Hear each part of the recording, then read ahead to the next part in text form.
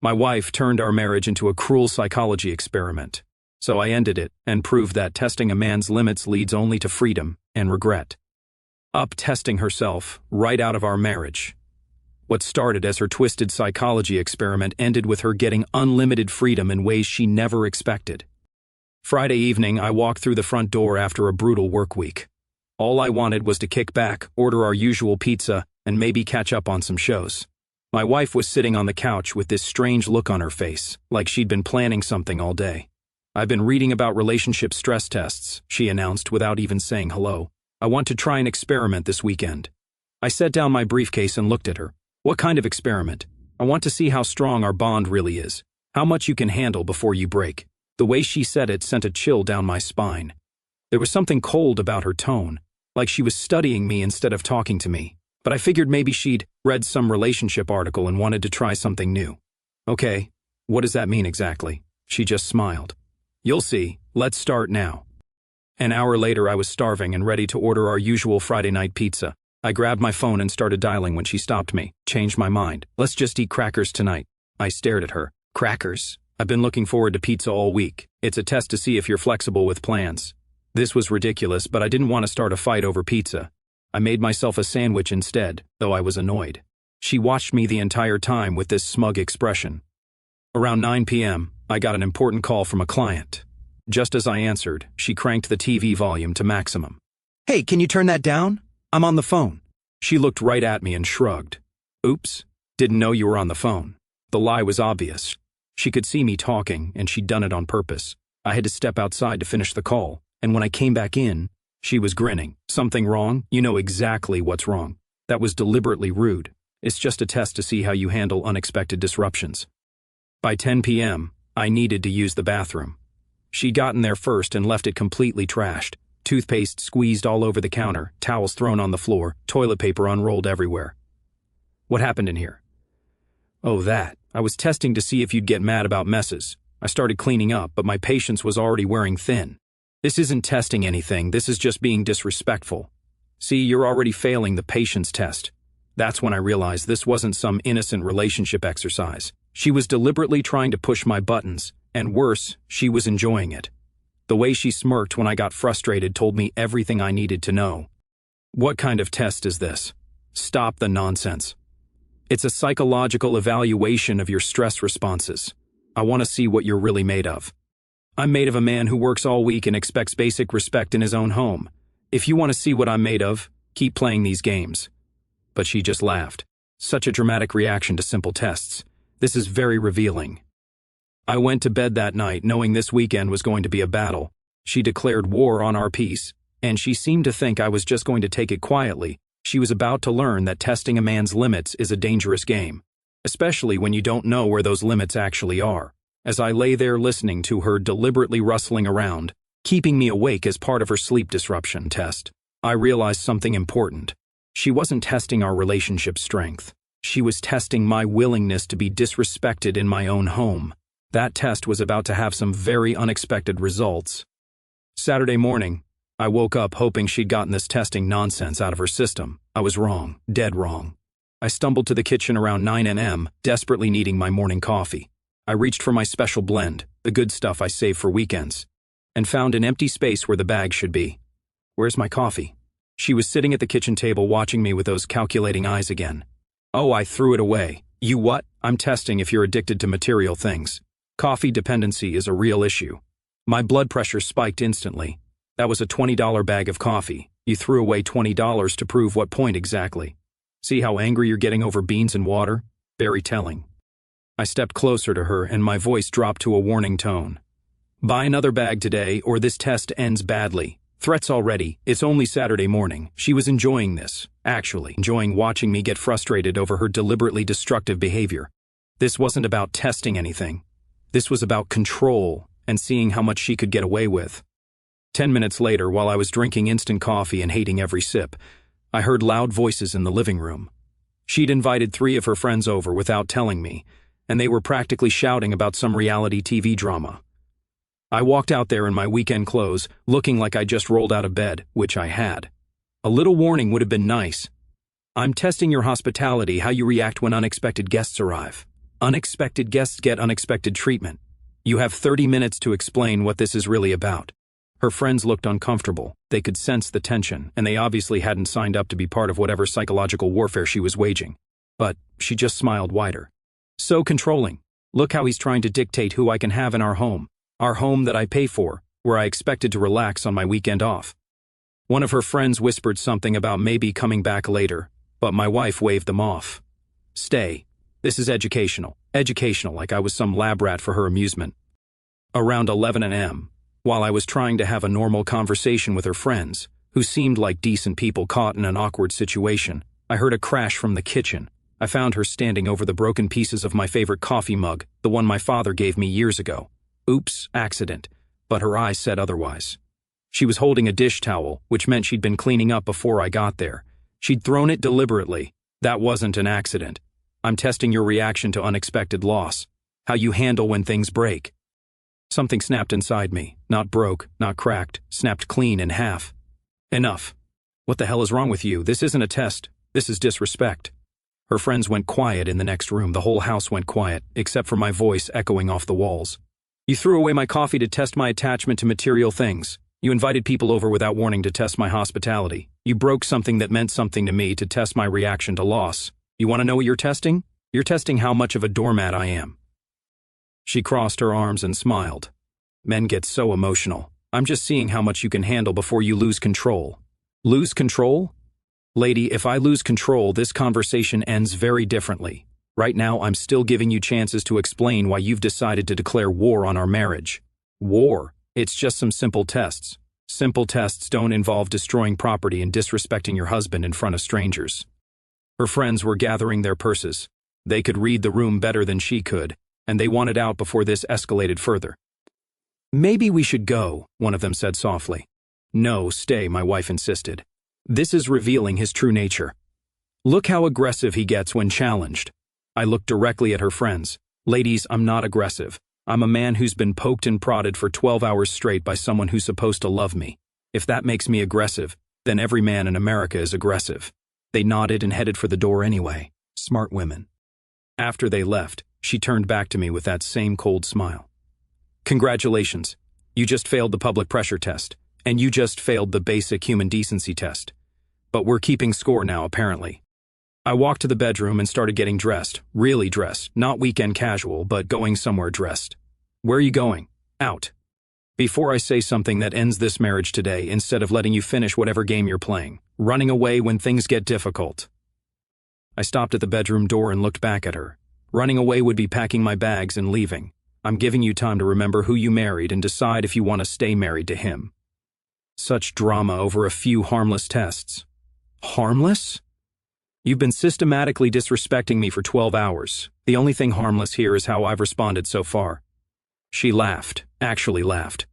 You won't do anything, you never do.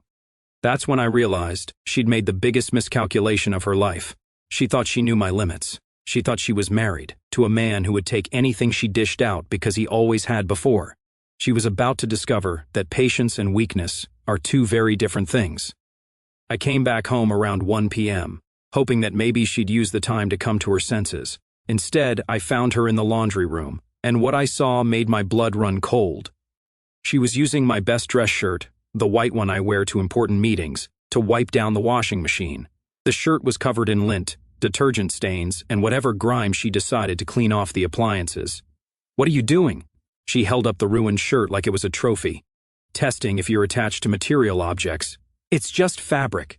That shirt cost $80. I have a presentation Monday.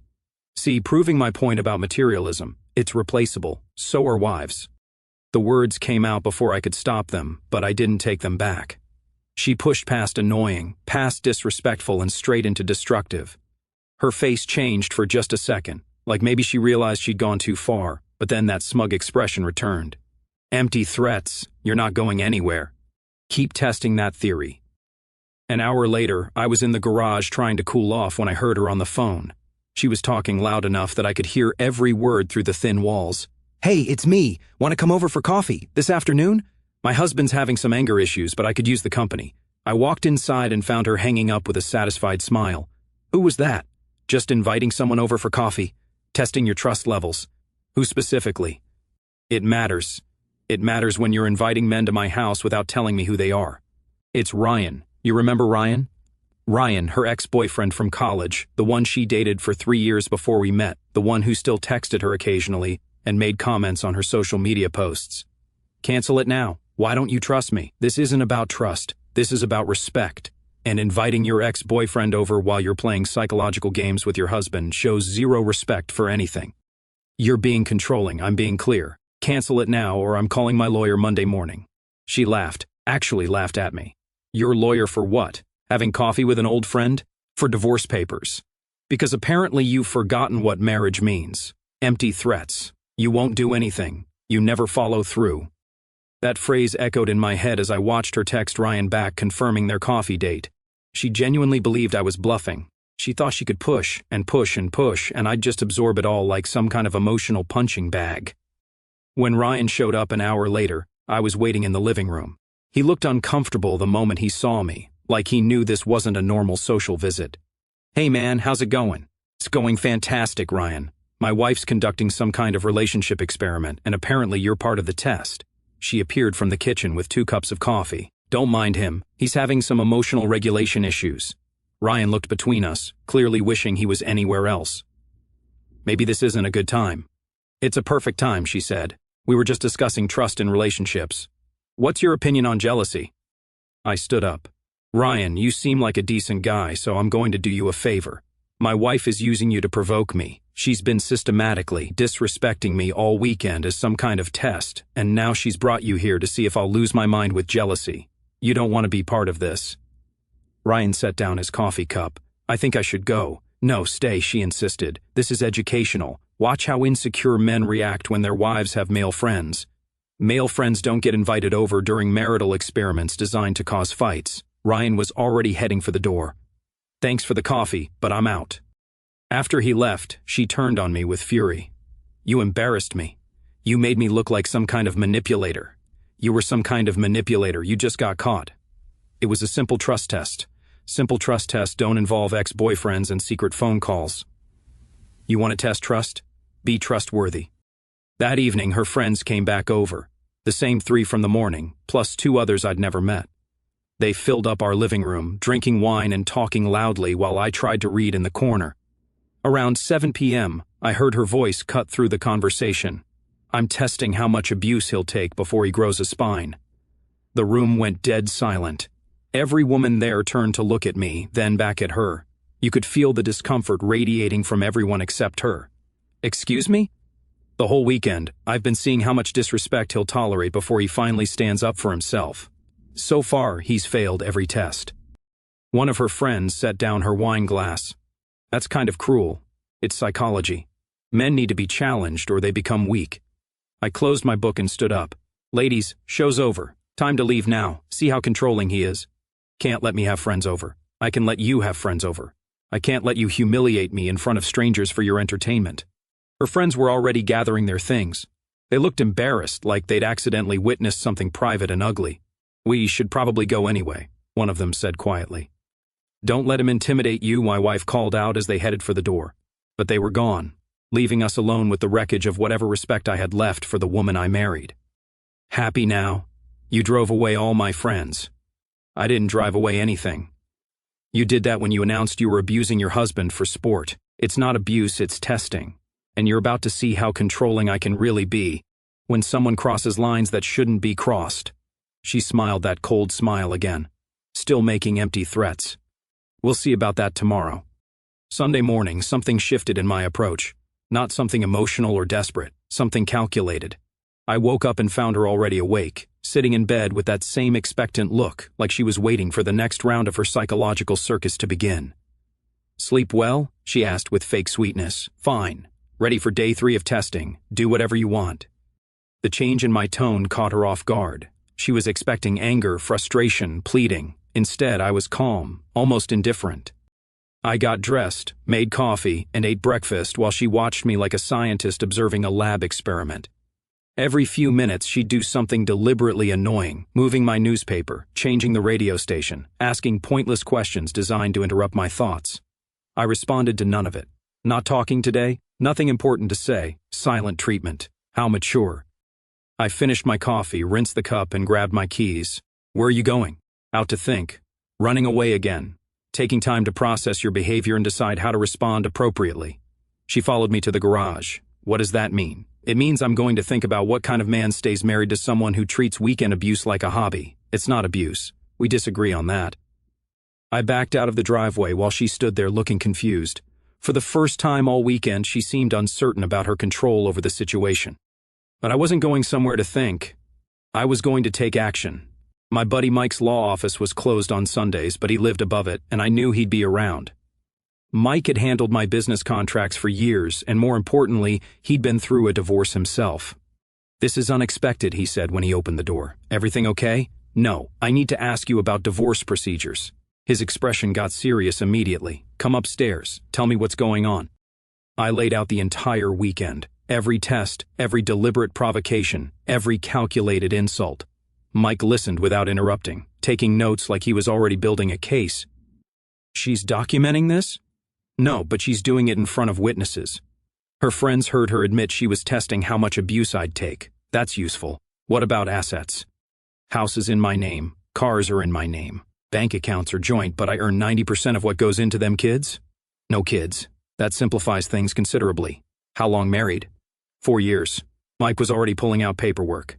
In this state, 4 years means limited alimony exposure, especially if we can document deliberate marital sabotage. How fast can this happen?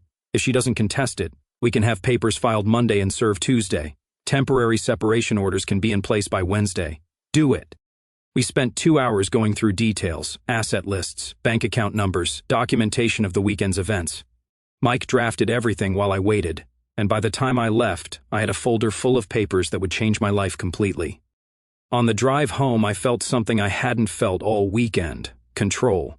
She thought she was testing my limits, but she was actually testing whether I'd allow myself to be treated like garbage indefinitely. The answer was no.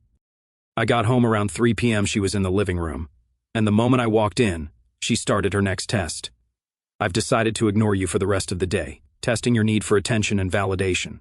"Okay." She turned away dramatically, like she was making some grand statement. I sat down in my chair and opened a book. For the next 4 hours, she performed the most elaborate silent treatment I'd ever seen, sighing loudly, moving around the room unnecessarily, making obvious attempts to get my attention that I completely ignored. Around 7 p.m. she broke. "You're not even trying to talk to me. You said you were ignoring me. I'm respecting your choice, but you're supposed to be bothered by it. Why would I be bothered by peace and quiet?" Her frustration was visible. This test wasn't going the way she'd planned either. "Don't you want to know why I'm testing our relationship? I already know why." "You do? You're testing whether I'll tolerate being married to someone who doesn't respect me. You're about to get a very clear answer." "What's that supposed to mean?" "You'll find out tomorrow." That evening, she tried one more approach. She cooked dinner, something she hadn't done all weekend, and tried to act normal. "I made your favorite." "Thank you. We should talk about this weekend." "We should. I think you understand now how strong our relationship really is." I looked at her across the dinner table. "I understand exactly how strong it is. See, the testing worked. We survived 3 days of stress. We survived 3 days of you systematically disrespecting me while I decided how to respond. Respond how appropriately." She was getting nervous. For the first time all weekend, she sensed that something had fundamentally changed, but she couldn't figure out what. "You're being cryptic." "I'm being honest. Tomorrow, you get to see what happens when someone tests a man who doesn't make empty threats. What are you planning?" I finished my dinner and stood up. "I planned exactly what you asked for, a test. Tomorrow you get to find out if you can handle the results of your experiment." She followed me to the bedroom, but I could see the wheels turning in her head. She was starting to realize that maybe, just maybe, she miscalculated something important. "You're scaring me. You spent 3 days trying to break me down for your entertainment. Tomorrow, I show you what happens when that experiment succeeds." I went to sleep that night while she lay awake next to me, finally understanding that tests go both ways. She tested my limits. Tomorrow she'd discover what was on the other side of those limits, and she wasn't going to like the results. Monday morning arrived like Judgment Day. I woke up at 6 a.m., showered, dressed for work, and went to the kitchen to make coffee. She was still sleeping, probably exhausted from staying awake all night wondering what I had planned. I laid the divorce papers on the kitchen table next to her coffee mug, not hidden, not dramatic, just there waiting for her like a morning newspaper. Then I sat down with my coffee and waited. She stumbled into the kitchen around 7:30 a.m., hair messy, wearing the same clothes she'd slept in. She was already reaching for her coffee when she saw the papers. "What's this?" "Congratulations. You found my exact limit." She picked up the papers with shaking hands, scanning the first page. Her face went white as she realized what she was looking at. "You can't be serious. Dead serious. It was somewhere between your disrespect Friday night and your stupidity Sunday evening, but it was just a test, and you passed. You successfully tested yourself out of a marriage."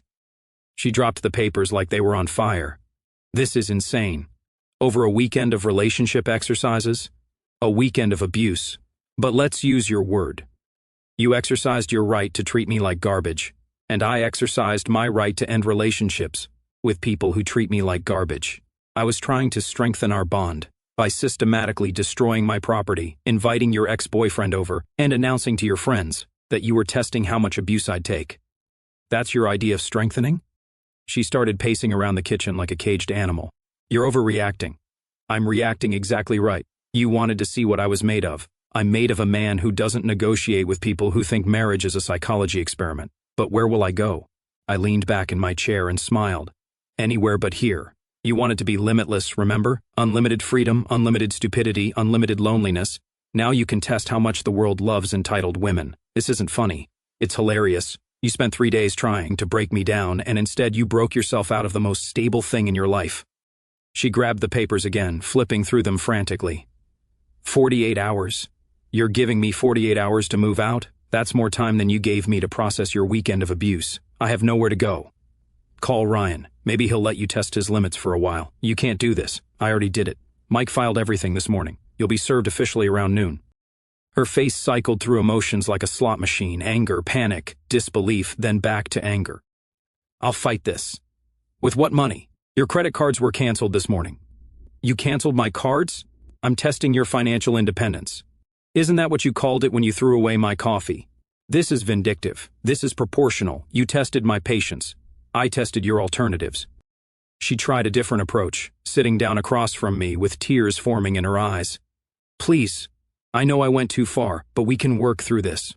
We could have worked through it Saturday morning when I asked you to stop. We could have worked through it Saturday afternoon when I warned you about consequences. We could have worked through it Saturday night when I told you this would end badly. I didn't think you'd actually do it. And that was your test failure, not knowing your husband's character. I don't bluff, I don't negotiate with disrespect, and I don't tolerate people who think abuse is entertainment. But I love you." I finished my coffee and stood up to leave for work. "No, you don't. You love testing me more than loving me. You loved the control more than the relationship. You loved seeing how much you could get away with more than having a partner who respected you." "That's not true." "Then why did you keep going after I asked you to stop? Why did you escalate after I warned you? Why did you laugh when I set boundaries?" She had no answer for that, because we both knew the answer and it proved everything I just said. "I can change. You can change addresses. You have 46 hours left. What about our vows? For better or worse, you made sure this was worse. I'm choosing better." I grabbed my keys and briefcase, leaving her sitting at the kitchen table with the papers scattered around her like the pieces of a puzzle she couldn't solve. "Where are you going to work? Like a normal Monday, you should probably start packing. You can't leave me like this." I stopped at the garage door and looked back at her one last time. "You left me like this 3 days ago. You left me sitting in my own home being disrespected for your amusement. The only difference is, I'm not staying. Please don't go. I'm not going anywhere. You are. And you're going to test how much sympathy the world has for women who destroy their own marriages for fun." As I backed out of the driveway, I could see her through the kitchen window holding those papers, and finally understanding that some tests have consequences that can't be undone. She wanted to know my limits. Now she knew exactly where they were, and she was on the wrong side of them. I came home from work that evening to find her car still in the driveway and boxes scattered around the living room. She'd started packing, but slowly, like she thought dragging it out might change something. She was on the phone when I walked in, and I could hear her voice getting higher and more desperate with each call. "Mom, I need somewhere to stay for a while. It's complicated." I could hear her mother's voice through the phone, asking questions she obviously didn't want to answer. We're having some problems. He's being unreasonable. She saw me listening and lowered her voice, but I caught enough to know the conversation wasn't going well. Her mother was asking the right questions, the ones that would expose exactly what kind of problems we were having. After she hung up, she turned to me with red eyes. My mother wants to know why my husband is throwing me out with no warning. Tell her about your weekend experiment. I'm sure she'll find it fascinating. I can't tell her that. Why not? You were proud of it Saturday night. You announced it to a room full of people. That was different. It was honest. This is honest too. Her phone rang again. More friends, more family members, more people she was trying to convince to help her without explaining why she needed help. Each conversation went the same way. Initial sympathy, then questions, then awkward silences when she couldn't explain the real situation without admitting what she'd done. Nobody understands, she said after the fourth call. They understand perfectly. They understand that people who destroy their own marriages don't deserve sympathy. I made a mistake. You made a choice. Multiple choices over 3 days. That's not a mistake. That's a pattern. The doorbell rang around 7 p.m. Process server right on schedule. She took the papers with shaking hands while he explained her legal obligations. 48 hours from service, he said professionally. All personal belongings only. Any disputes over property division go through the attorneys. After he left, she stared at the official documents like they might disappear if she looked long enough. This is really happening. It happened the moment you decided to test whether I'd tolerate abuse indefinitely. Where am I supposed to go? Hotel? Friend's house?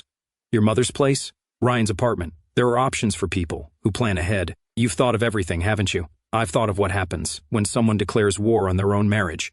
You lose. She tried calling Ryan. I listened to her explain the situation, leaving out the crucial details about her testing experiment. Even through the phone, I could hear his reluctance to get involved in whatever drama she was spinning. He says his lease doesn't allow long-term guests. Smart man. He's already learned not to get tangled up in your disasters. The next morning, Tuesday, I woke up to find her sitting at the kitchen table with coffee and a legal pad, writing furiously. What's that? I'm documenting everything, all the ways you've been controlling and vindictive. Good idea. Document how I canceled your credit cards after you threw away my coffee. Document how I filed for divorce after you invited your ex-boyfriend over. Document how I gave you 48 hours notice after you announced you were testing my abuse tolerance. She stopped writing. Make sure you include the part where you admitted to your friends that you were deliberately trying to break me down. Judges love that stuff. You recorded me? I didn't need to. You said it in front of 5 witnesses. Her legal pad suddenly seemed less important. I talked to a lawyer yesterday, she said quietly. Good. What did they tell you? That I don't have much of a case. Because you don't have much of a case. You can't claim emotional abuse when you're the one who is conducting abuse experiments. They said you have grounds for abandonment of marital duties. Abandonment? You abandoned basic human decency. I abandoned a toxic situation. By noon Tuesday, she'd made her decision. She was moving in with her sister across town temporarily until she could figure out something permanent.